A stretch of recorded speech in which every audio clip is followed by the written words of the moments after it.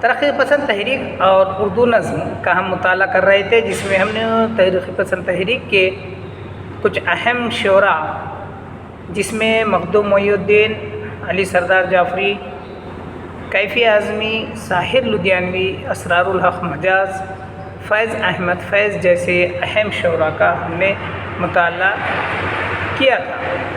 چلیے ہم آگے دیکھتے ہیں اور ترقی پسند شعراء نے کس نظم نگاری میں کس طریقے سے کام انجام دیا ہے۔ تو مختصراً ہم یہاں پر صرف اور صرف ان شعراء کا تعارف دیکھ رہے ہیں۔ تو اگلے جو شاعر ہیں وہ ہے اختر الایمان۔ اختر الایمان میرا جی کے رفیق تھے اور دونوں میں گہری دوستی تھی۔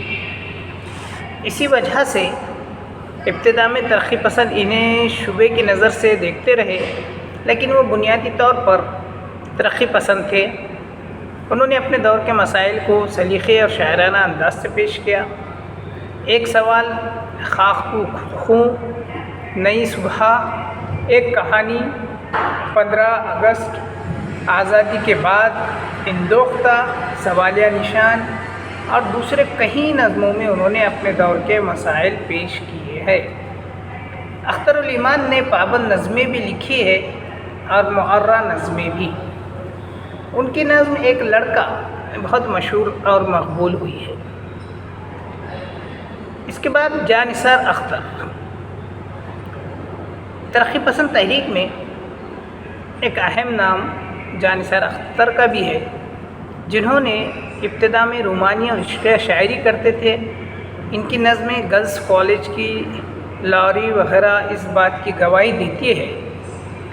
وہ مختلف شاعروں سے متاثر ہوتے رہے ہیں اور ان کے رنگ میں نظمیں بھی کہی ہیں۔ جیسے جوش ملیح آبادی سے متاثر ہو کر انہوں نے خانہ بدوش، بگولا اور دوسرے کئی نظمیں لکھی۔ فیض سے متاثر ہوئے تو زندگی صرف محبت تو نہیں ہے، یہی انجم، یا میں بہت دور چلا جاؤں گا، اقبال کے رنگ کے اپنایا تو ساقی نامہ کی طرز پر امن نامہ، ستاروں کی سزا اور دوسری نظمیں لکھی۔ جاں نثار کا انفرادی رنگ ان نظموں میں ابھرتا ہے جو انہوں نے اپنی رفیق حیات کے انتقال پر لکھی ہے۔ ان میں خاک دل اور خاموش آواز خاص طور پر قابل ذکر ہے۔ اس کے بعد ترقی پسند تحریک میں شامل شعراء میں احمد ندیم قاسمی کا نام آتا ہے۔ احمد ندیم قاسمی ترقی پسند شعراء میں امتیازی حیثیت رکھتے ہیں۔ وہ بیک وقت افسانہ نگار بھی ہے، شاعر بھی ہے اور صحافی بھی۔ انہوں نے نظموں میں پنجاب کی دیہی زندگی کو بڑی عمدگی سے پیش کیا ہے۔ ان کی ایسی نظموں میں دیہات کی شہزادی، جب آنکھ کھلی تو، دھڑکن، پرواز سے جنوں وغیرہ شامل ہے۔ ان کی ترقی پسند نظموں میں تاریخ کی آواز، طلوع، جبر و اختیار، آزادی کے بعد اور دوسری کئی نظمیں شامل ہیں۔ ان میں فکری وقار بھی ہے اور فنی نکھار بھی۔ قاسمی ترقی پسند نظم نگاروں میں اپنی ایک انفرادی آواز رکھتے ہیں۔ اس کے بعد ہم دیکھتے ہیں تو شاد عارفی۔ شاد عارفی نے ترقی پسند تحریک سے پہلے شہرت حاصل کر لی تھی۔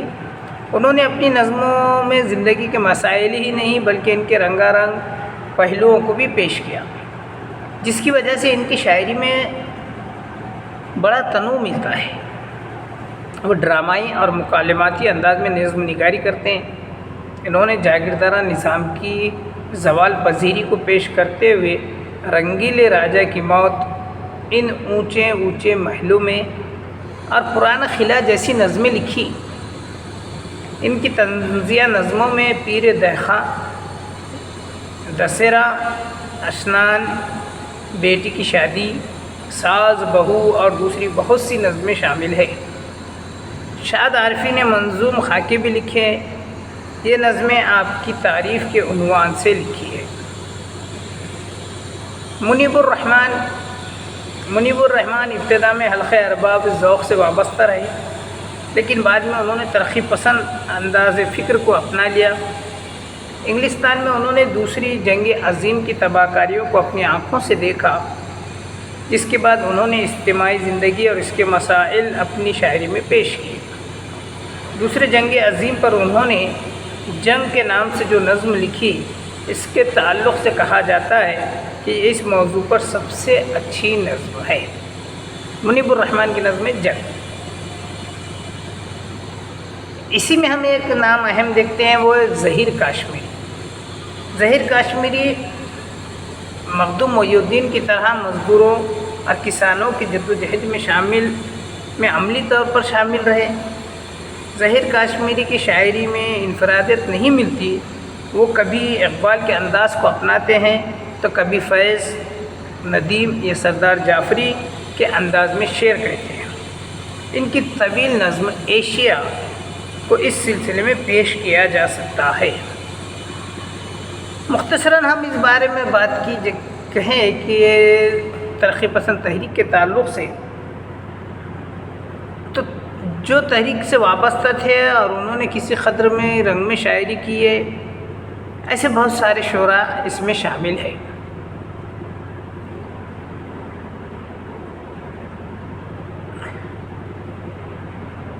بھیمڑی میں 1949 کو ترقی پسند مصنفین کی کانفرنس منعقد ہوئی۔ اس میں انہوں نے نیا منشور بنایا جو ادبی سے زیادہ سیاسی تھا۔ اس میں ادیبوں کے لیے اصول بنائے گئے کہ وہ صرف غم دورہ کو موضوع بنائیں، صرف آزادی اور انقلاب کے لیے شاعری کرے، فن کی جمالیاتی خطروں کو پیش نظر نہ رکھے۔ یہ کہا گیا کہ ترقی پسند شاعروں کی پروپیگنڈا شاعری کی مخالفت کرنے والے سرمایہ دارانہ نظام کے حامی ہے۔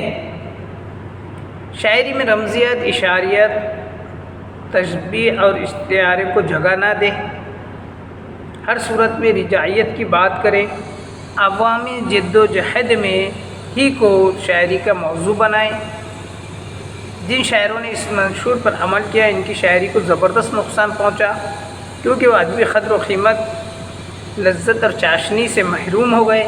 اس کے باوجود 1947 کے ایسے شاعر ابھرے جن کو ترقی پسند کہا جا سکتا ہے۔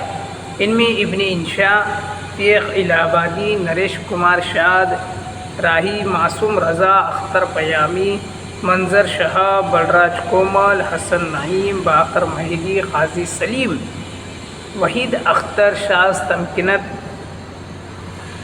عمیق حنفی، عزیز قیسی، کمال احمد صدیقی، منظر سلیم، رفعت سروش، شفیق فاطمہ شعراء، حمایت علی شاعر، زبیر نعیم، جاوید کمال اور انور معظم کے نام خاص طور پر قابل ذکر ہے۔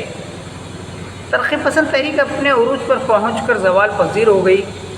گو اب بھی ترقی پسند مصنفین کا ایک حلقہ موجود ہے، لیکن یہ محدود اور مختصر ہو چکا ہے۔ ترقی پسند تحریک کے بعد 1960 کے لگ بھگ جدیدیت کا رجحان اردو میں فروغ پانے لگا، جس میں اشتراکیت اور اجتماعیت کے برخلاف انفرادیت پر زور دیا جانے لگا۔